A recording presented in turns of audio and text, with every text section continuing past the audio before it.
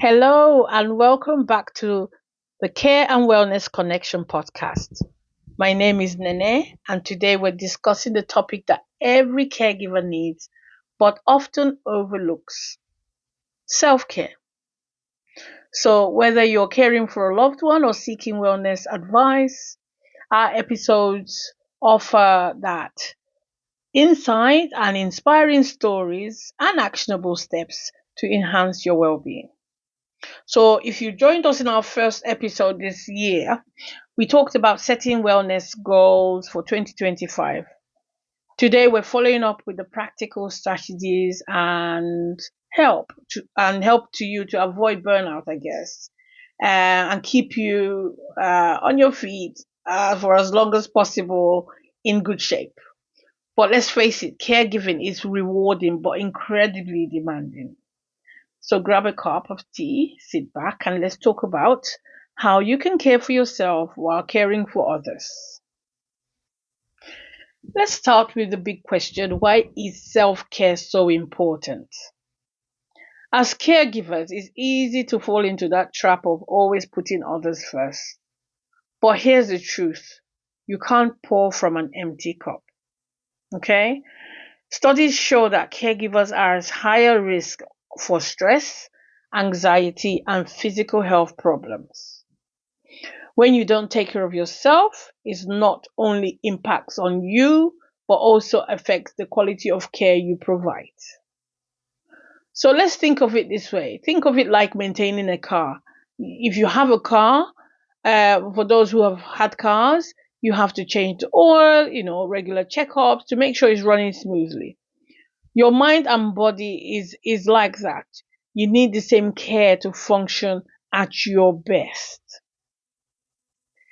As many caregivers actually fall into being a caregiver. Nobody actually wakes up in the morning to say, I'm a caregiver. People don't really identify immediately that they are caregivers until they've provided care for their loved one for many years at home. I'm talking about caregivers within the home environment in for your personal loved ones. Okay, so it's very easy to overlook self care as a caregiver because your focus is on mom, your focus is on dad, your focus is on your child without a break. And it's very easy to become stressed out. Your physical health it takes a toll on that. You become anxious. So that's why self care is really non negotiable. That's the first thing. Why is self care non negotiable? Because you need to be at your best to care for somebody. Now let's go into the practical side. What can you do to prioritize your self-care without feeling guilty? Okay?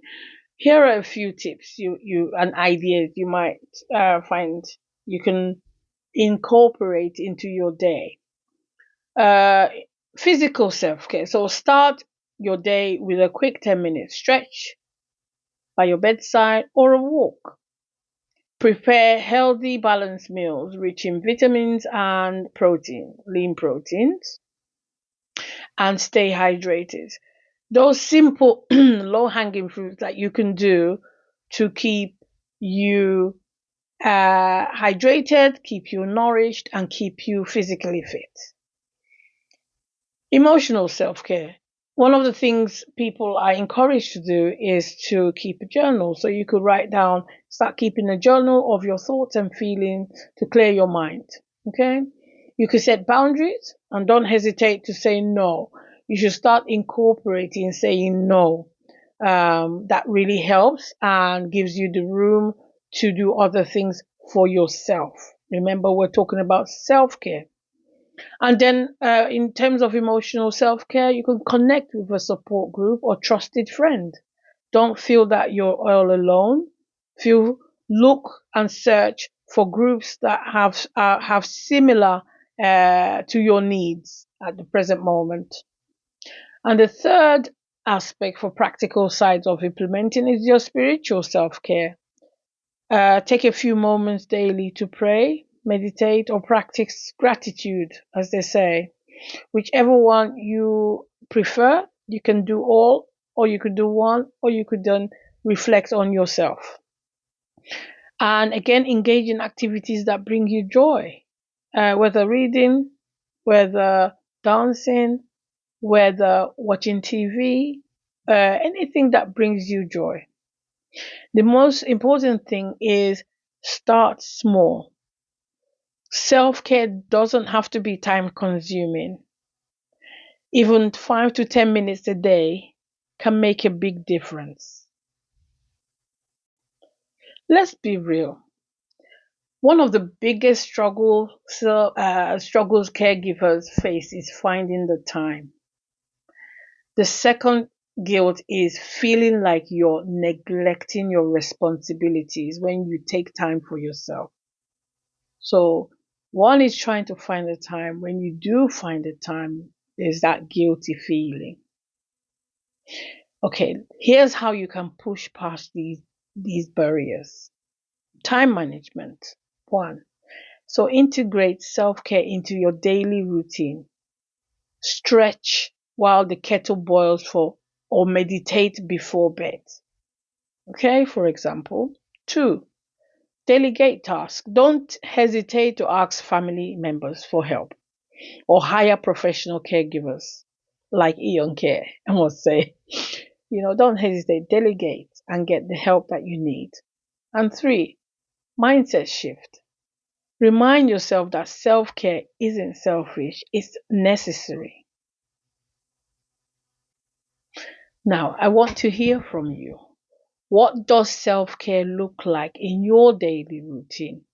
Share your tips and ideas with us on social media using the hashtag self care for caregivers. Okay, we're building a community of caregivers who support and inspire one another.